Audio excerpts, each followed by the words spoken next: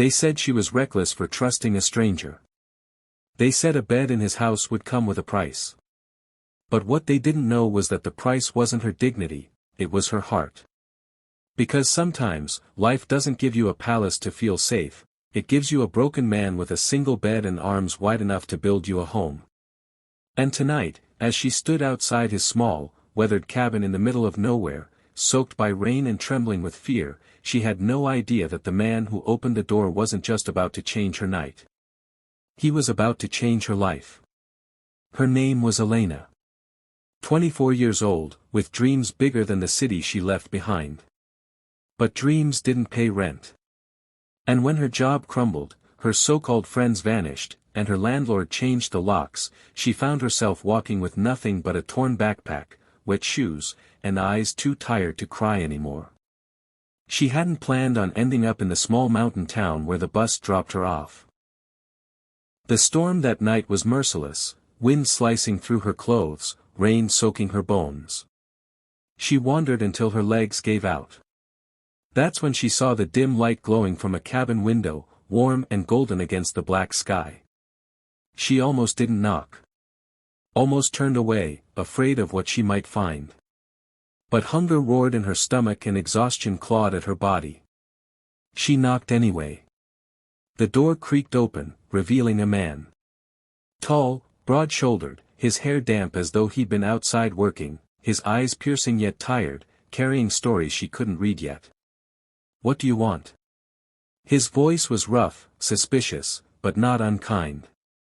Elena swallowed, her lips trembling. I just need a place to stay tonight.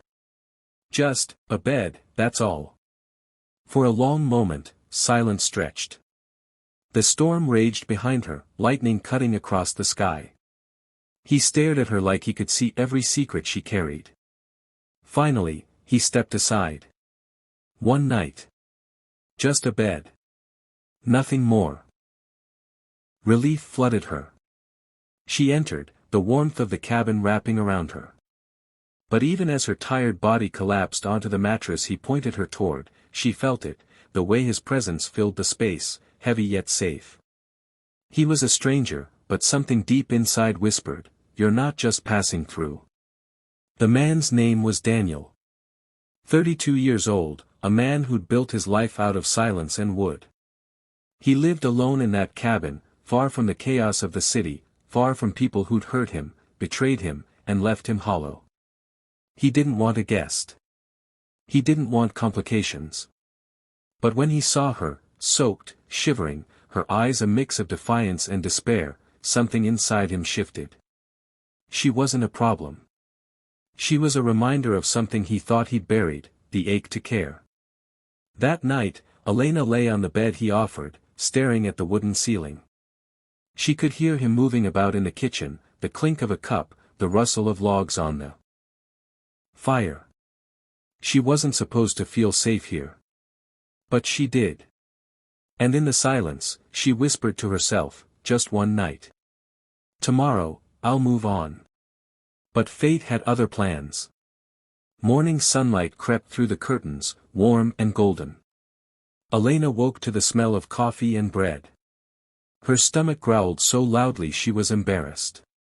Daniel glanced at her from the stove. "Hungry?" She nodded, cheeks flushing. He placed a plate in front of her, bread toasted on an iron skillet, eggs fried simply. She ate like someone who hadn't known a full meal in days. He watched her quietly, every bite stirring something unspoken in his chest. Days passed. The storm had ruined the roads, and buses weren't running. "You'll have to stay until they clear the way," Daniel said. His tone was firm, almost irritated, but his eyes betrayed him. He wasn't angry she was staying. He was terrified of what her staying would mean. They began to talk. At first, simple words. Where she came from. What he did. Why he lived alone. She learned he'd been a carpenter once, building homes until his own was shattered by betrayal, a wife who left, a child he hadn't seen in years. His silence wasn't coldness. It was grief. And he learned Elena wasn't reckless, as she seemed. She was strong. She'd left behind an abusive past, a world that told her she wasn't enough. She wasn't lost, she was searching. One night, as the fire crackled and rain tapped gently on the roof, Elena whispered, "I should be gone by now." Daniel's jaw tightened. "Do you want to leave?" Her eyes met his. Honest. Vulnerable. "No. But I should." That was the night the air between them shifted. It wasn't just shelter anymore. It wasn't just a bed. It was the heat of unspoken desire, the hunger of two souls who had been starved of love, of safety, of touch. When his hand brushed hers, she didn't pull away. When he leaned closer, she didn't stop him. And when their lips finally met, it wasn't fire consuming them, it was warmth. The kind of warmth that rebuilds a heart. Days turned into weeks.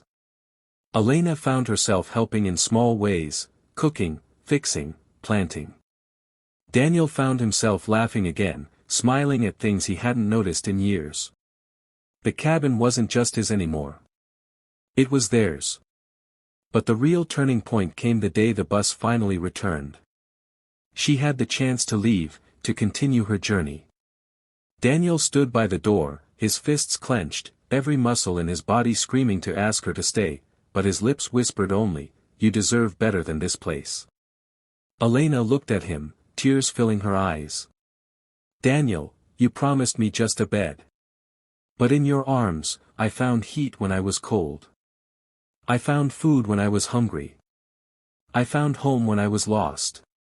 Don't ask me to give that up." Silence. Then he stepped forward, pulling her against his chest. For the first time in years, Daniel allowed himself to believe in love again. And for the first time in her life, Elena wasn't running anymore. She was home. Sometimes, the things we beg the universe for don't come wrapped in luxury or perfection. Sometimes, all it gives us is a single bed, a stranger with scars, and a storm that forces us to stop running. And in those moments, if we're brave enough to stay, we don't just find shelter. We find love. We find family. We find home.